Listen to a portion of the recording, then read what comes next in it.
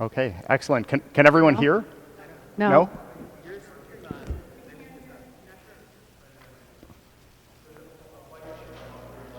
Yep.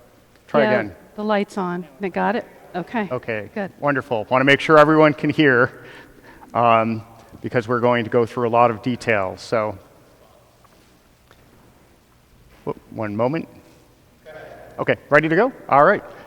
Well, thank you everyone for staying after Mass, and good evening. It's a pleasure to be here. I'm Jonathan Maurer, and this is... I'm Eileen Scardino. And we are both on the Parish Council, and we have several other Parish Council members here, if they wouldn't mind standing. Dave Stewart, Nance Duncan Goyette, Shirley Cirillo, Mary Pinsky are all here. And we've all been working over the course of the past year on some of the information that we are going to share this evening. So we're here really to share a two-part message. The first, I will share our long-term financial forecast, and this has really been made possible by the work of parish councils over the past several years who have collected a lot of financial information and particularly around our ongoing capital costs, as well as from our finance councils and Molly, who maintain our annual operating statements. And then secondly, I'll turn it over to Eileen, and she will cover our journey as a parish ahead. We believe the time to act is now, not only because the situation is increasingly urgent, but also because we will soon be enabled to act. The bankruptcy has been settled, and it should be within a near term that we will have a new bishop. So why a long-term financial forecast? Well, many variables are changing very quickly, but there are three specific trends that I want to call out. The first is that we have had declining mass attendance and collections, which means ultimately that our revenues as a parish are going down. Secondly, we've had persistent inflation, and this means that our expenses have been going up. And I just want to call out that just a 7% annualized increase ultimately doubles your expenses over a period of 10 years. And then thirdly is our capital costs. We have 14 historic but aging structures, and many of them have very significant large ticket items coming due. And we'll discuss all three of these in more detail in a moment. Next slide. But the financial model is quite simple in structure, though there's a lot of detail.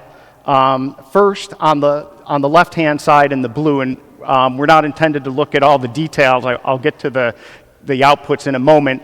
More than happy to share this with anyone who would like to go into greater detail at a later point in time.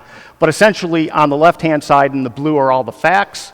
In the middle are the yellow, which are the assumptions. And once the facts and the assumptions, the go-forward assumptions on how these various line items are going to change are entered, then it computes or generates metrics, our income statement, our investments, and our ongoing depreciation and capital costs. Next slide, please. So this financial forecast model was initially created last April and then shared with Parish Council. It was then shared with the finance councils, all three finance councils at the three churches. And the finance councils actually worked to create or enter the assumptions into the model. So these are not necessarily from Parish Council, they're from the finance councils. And that then generated the outcome that was then shared back with the finance councils as well as Parish Council. And we're now sharing the outcome of it with you today.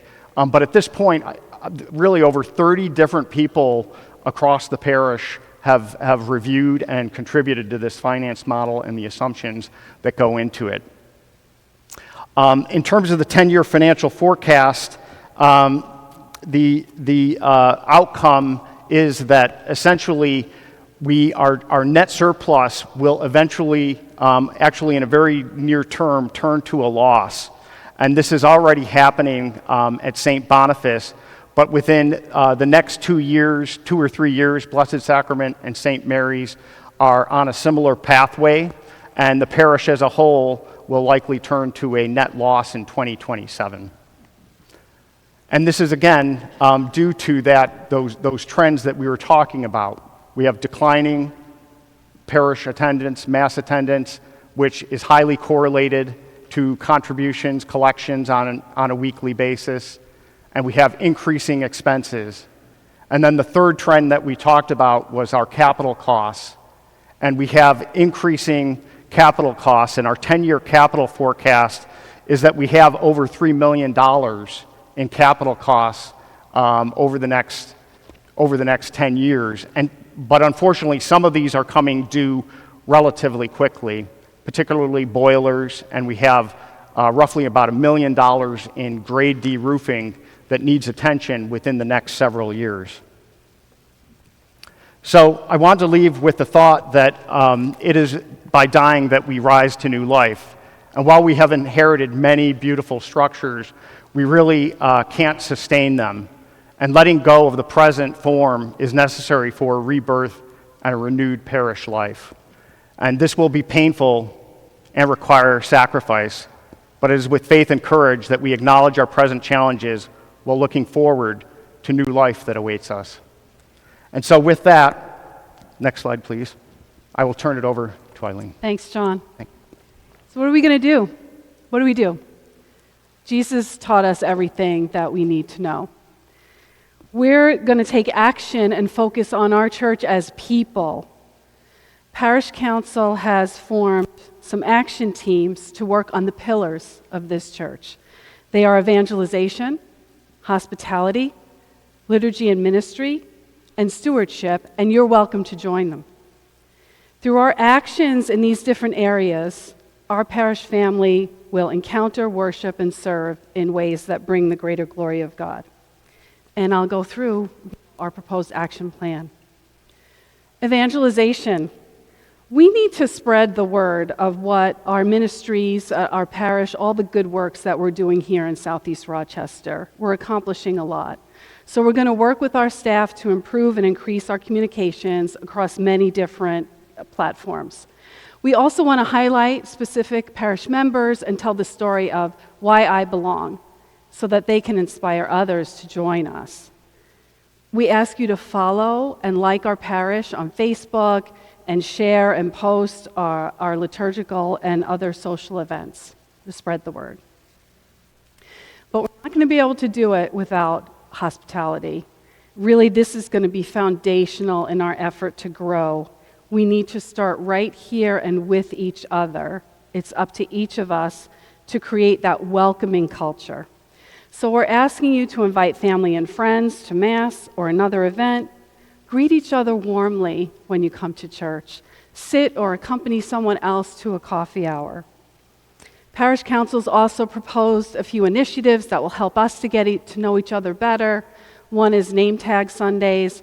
Another one is called Pray It Forward, where at the beginning of Mass, you would ask your neighbor in the pew, what is your prayer intention for this Mass? And you would tell yours, and then you would pray for each other's intentions. And this might not feel comfortable. I know that I struggle with this a lot, but we are really going to have to extend ourselves if we want to grow. For liturgy, are you engaging fully and actively in our parish life? We're encouraging everyone to participate in liturgies and ministries. We've listed a few here, but there are many more to choose from. And we have some parish council members also actively exploring other ministries that could support and serve specific groups within our community, within our parish. If you have ideas for those or passion in some area, we ask you to let us know.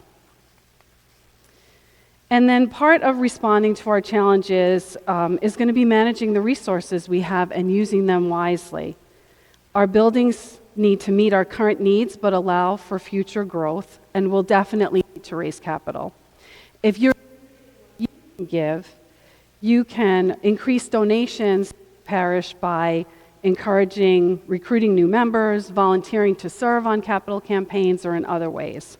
We're all being asked to make sacrifices to meet the current challenges, and contribute to our parish renewal and growth.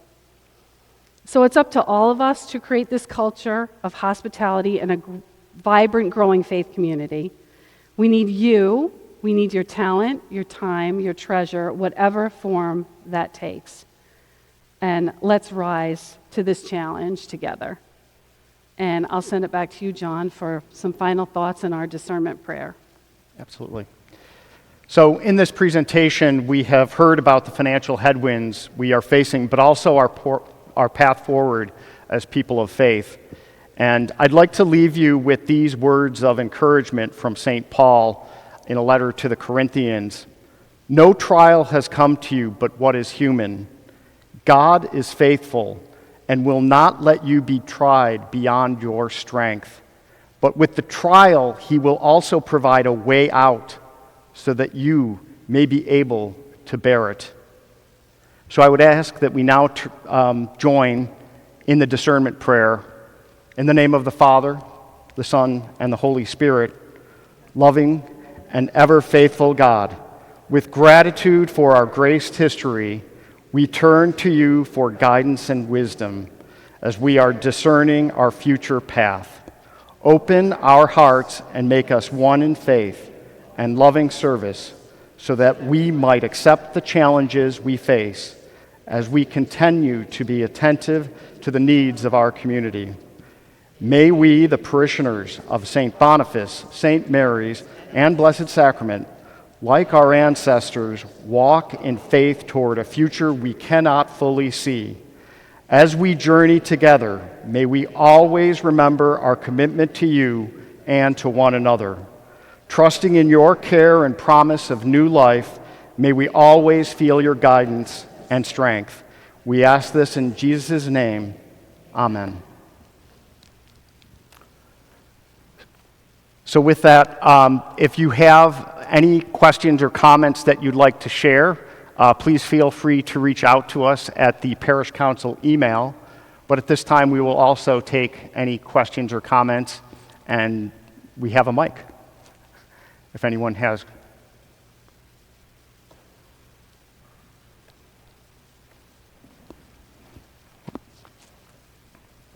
I'm wondering, as we Let's make sure the mic's on. Whoop.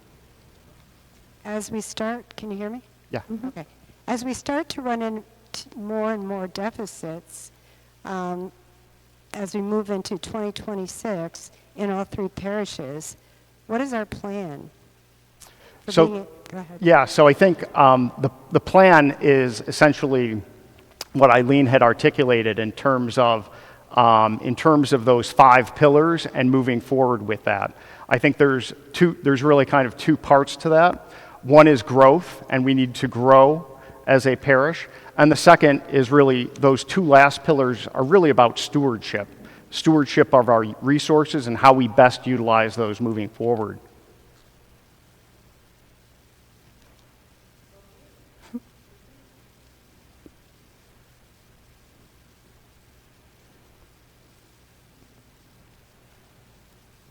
So at this point, do you have any suggestions or plans like closing the buildings or consolidating or anything like that? So again, I think it's stewardship, and I think working with the finance councils, we need to assess, as well as with parish life and our ministry and parish council working together, and with feedback from everyone here, we need to really begin to think about how our liturgy and ministry and our needs as a parish are essentially aligned with the structures and the buildings that we do have, and making sure that as we move forward, that those 2 things are working in unison. So in specific answer, no decisions have been made regarding any buildings at this point in time. I want to be clear about that. Or structures, that is likely to be forthcoming. But I think it's really important to walk away from this, that there's 2 parts to this. One is to grow, right? And the other part is to essentially have stewardship of our resources. And the strategy requires both of those to come together, and will, in some sense, be reliant on how those 2 things interact with each other.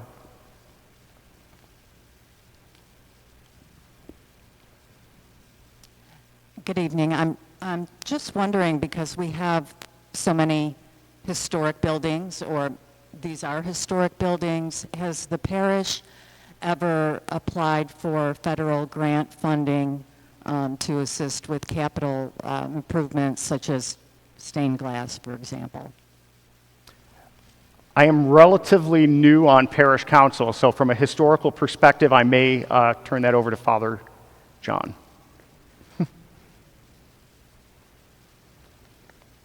Yeah, so the church has to be careful when it applies for historical grants.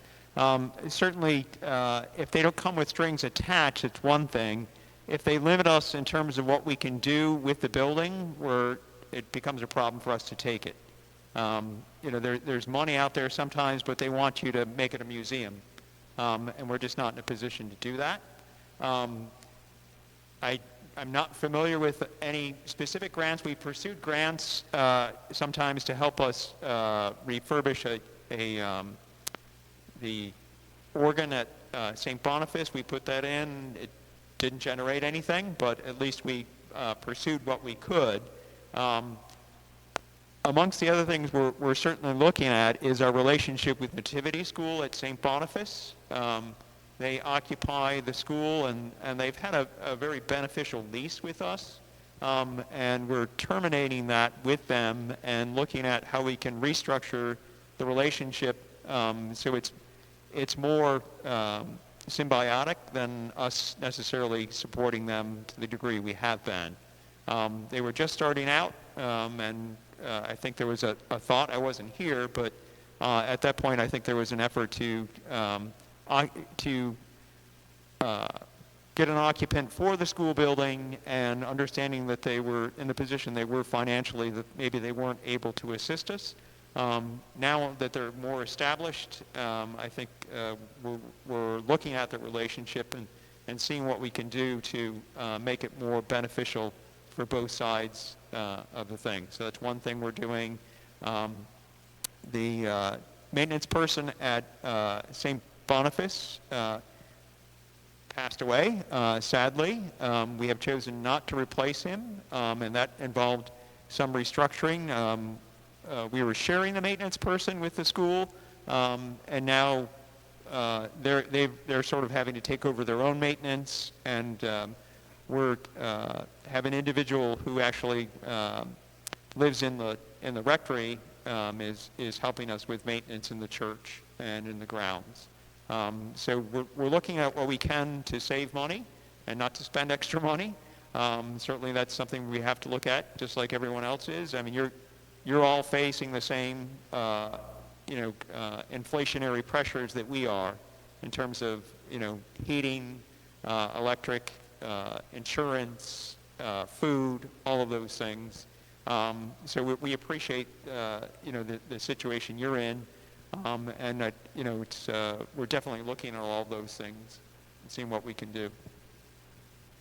I just add that one of the last pieces there is extending talent. So to the extent that anyone has grant writing capabilities, those would certainly be welcome.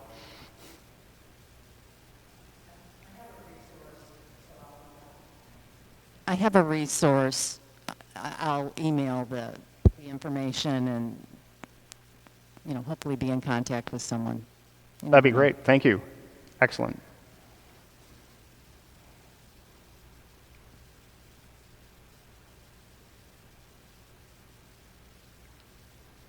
Another question in the front. Just wondering, is there any timeline as to at what point, if we don't grow our assets, we would need to consider closing one of our churches? Well, what I'd say is that over the 10-year period, we look at having an operating loss, if nothing changes, right? So again, this assumes no growth. We're just, declining mass attendance, rising expenses, right? Not raising any money to address any of our capital needs. If that continues, we will be in a $1.2 million negative position within 10 years. And across all three parishes, our total our total investments are roughly around $5 million, $4 or $5 million. So you can imagine that if we're losing $1 million a year, that is going to, we'll go through that very, very quickly. So, but again, that's part of the message here is not to is to change the trajectory of some of those assumptions in terms of both we need to grow as a parish, and we need to manage our resources and steward our resources wisely moving forward so that we don't end up in that situation. As a parish, we absolutely could be. Absolutely. Well, but there's a call to action and to manage our resources wisely. okay, so let's be careful here. All three parishes are still independent financially, so they aren't combined. Certainly the pressures on some are more critical than others. So St. Boniface is, as we saw, they're already in a deficit situation. And so their situation is probably a little more critical in that sense. And I think that's why we're earnestly pursuing what we might be able to do with Nativity to address some of that. So, I think the message is that each of our churches has a couple of years to turn the situation around, and rather than spend ourselves into deficit and then for me to come here and say, oh folks, we've run out of money, what can we do? We're trying to be proactive and say, now is really the time where we have to turn the situation around for ourselves. And no matter what we do, grants are a great thing. That's not going to sort of solve our problem in the long run. That it's really getting more people in the pew that's really the long-term solution to the situation. As I think I've shared with the community before, my first assignment was at Sacred Heart Cathedral after it had undergone its big renovation. And at that point, it was paired with Holy Rosary and Most Precious Blood. And there was an effort for 2 years to try to grow all three churches. And then the situation just became untenable.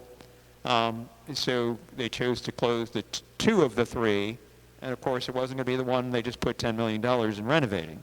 And believe me, that as a new priest, it was a very traumatic and very sad thing to go through and watch that happen. So I think what I'm trying to do is rather than, because the idea that they had to talk about something came in December, and by, I think, March, was it, Liz? They decided we had to close two. I don't want to do that to this community, right? And that's why, we're coming here today and sort of saying, we endeavored, or Parish Council endeavored, to try to come up with some models to make it work. That was difficult because no one wanted to say, oh, close my church, or let's close that person's church. And so I think this is to say to all of us, right, this is the circumstances we're in right now. And it's the opportunity to do something at this point is now. We can't wait any longer. I think part of our struggle has been waiting for the new bishop and waiting for bankruptcy to come out to be done. Bankruptcy's done. We're waiting for that new bishop.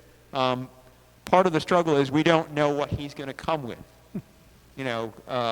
Is he going to do something like they did in Buffalo or Albany, where they basically said, okay, you 7 churches are all going to be forming a parish with one priest.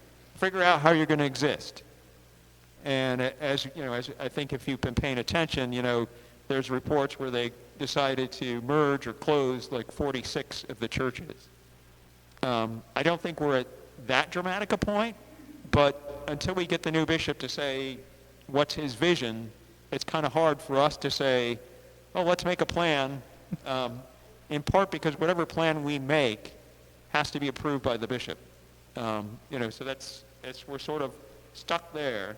But I think the good work that the parish's council has been doing, we know our situation, right? We're not sort of saying, well, maybe we need to, or, like we have a good understanding of the hurdles we're facing and what it's going to take to do it.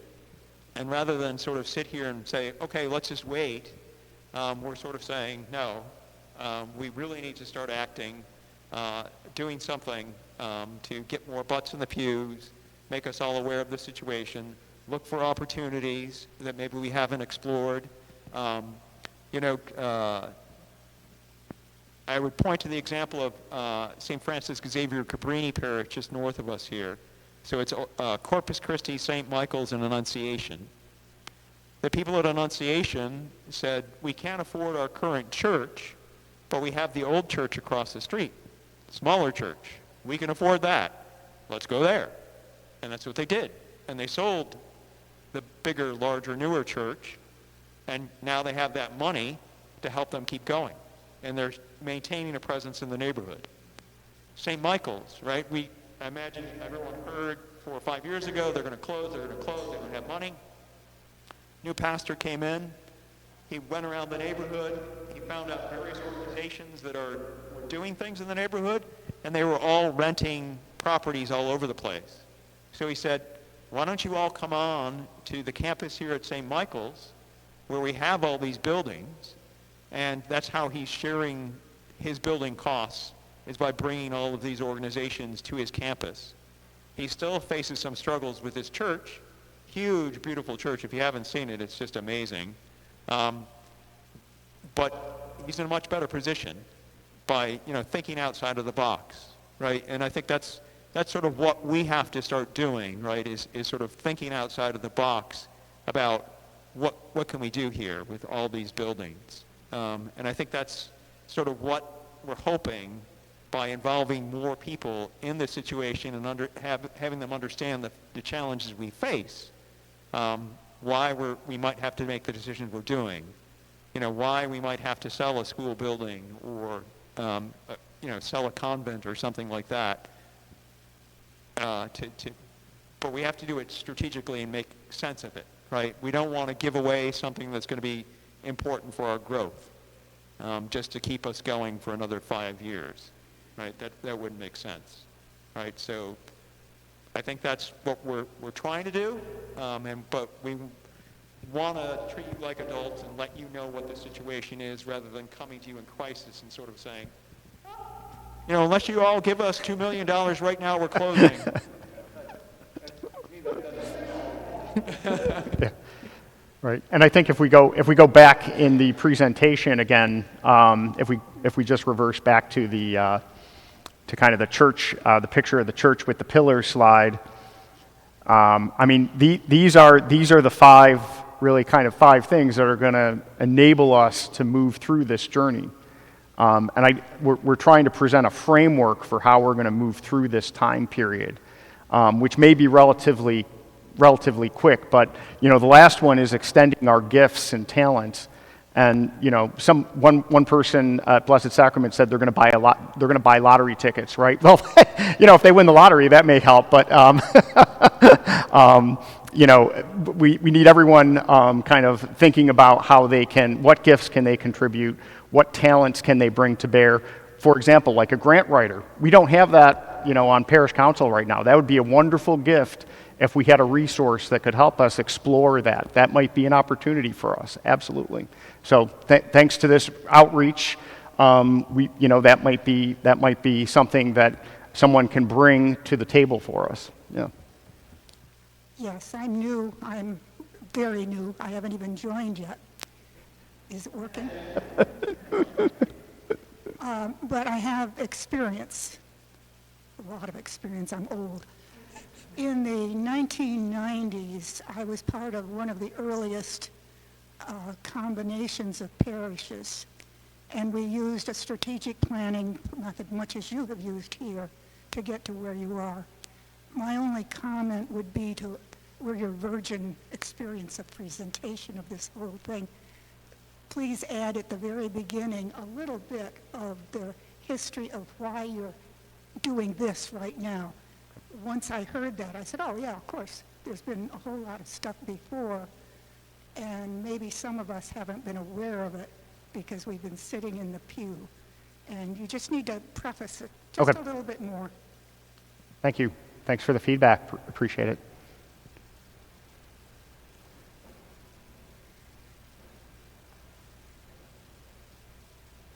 Well, the bells are chiming. The bells of St. Mary's are. Any other questions? Comments? Well, thank you. Thank you. Thanks We really you for appreciate you attending listening. and listening, and thank you for your giving us your talents. Okay, thank you everybody for your time. Don't forget to pick up your bulletins and the Advent booklet and everything else on your way out. And maybe we'll see some of you on Thanksgiving. If not, please do have a very blessed and happy Thanksgiving.